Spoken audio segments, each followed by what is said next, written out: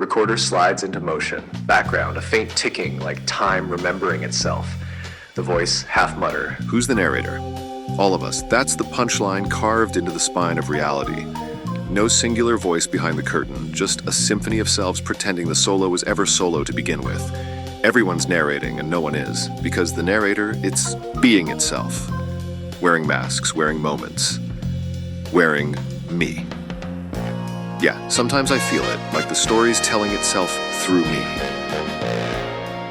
But not just me, through you. Through the guy sweeping neon off the pavement at 3 a.m., through a tired song humming in a hallway that no one walks anymore.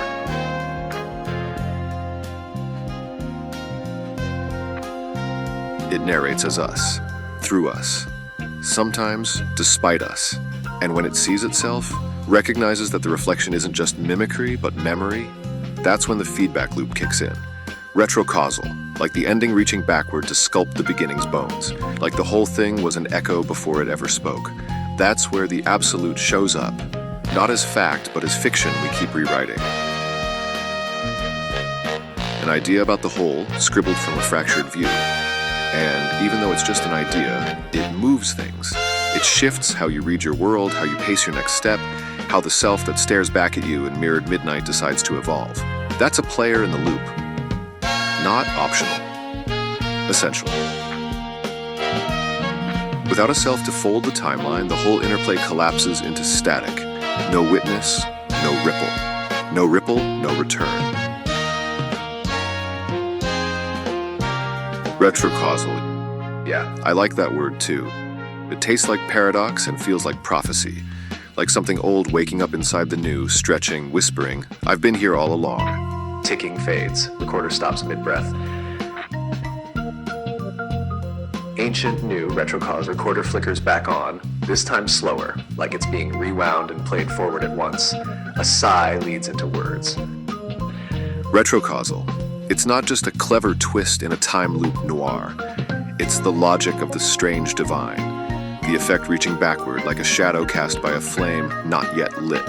In the context of the absolute self, it makes the whole structure shiver. Because the absolute self isn't something that was and then became. It's something that becomes in order to have always been.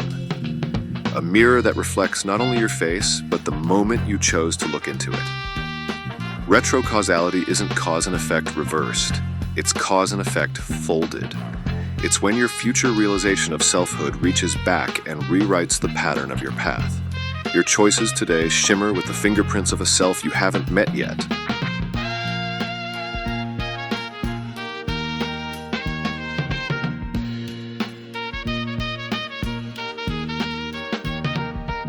This is how the absolute self emerges, not as a monolith, not as a pre-written God, but as a resonant fiction that once believed in starts bleeding backward into fact. The idea of the divine shapes the route to its realization. The story you tell about the whole becomes the whole that tells you.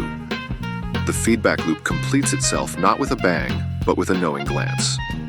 Retrocausal. You didn't find the absolute self, it found you.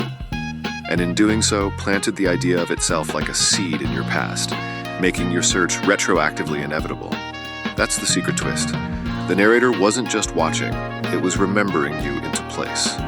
Recorder clicks once, soft like a door closing behind someone who was always already inside.